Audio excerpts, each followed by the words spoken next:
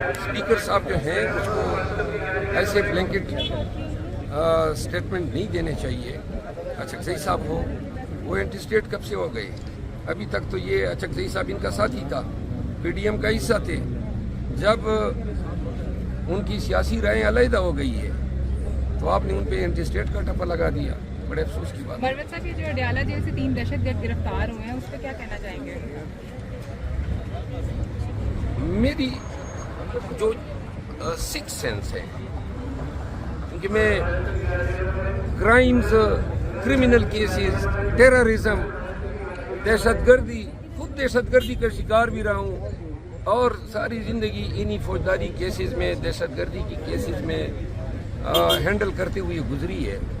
मेरी चिट्ठी ये कह रही है कि ये शोशा कसदन छोड़ा गया है ताकि मेंटली कौम को अलर्ट किया जा सके कि खान को खतरात हैं अफगानिस्तान से आए हुए लोगों से, ताकि अगर कोई दूसरी वारदात होती है तो इस वारदात को जो है जवाब बनाया जा सके।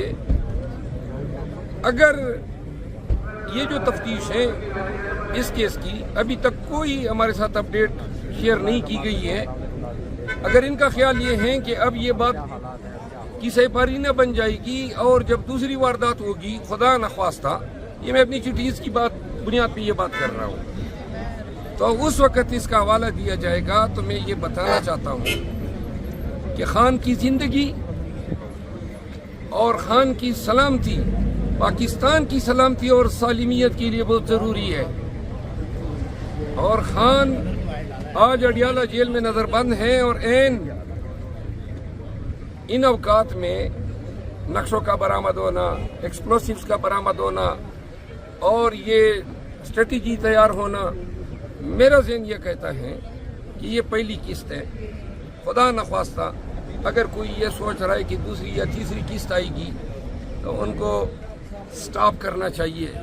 खान की ज़िंदगी, खान का एक बाल भी बेका होता है तो लोग 9 मई को भूल जाएंगे।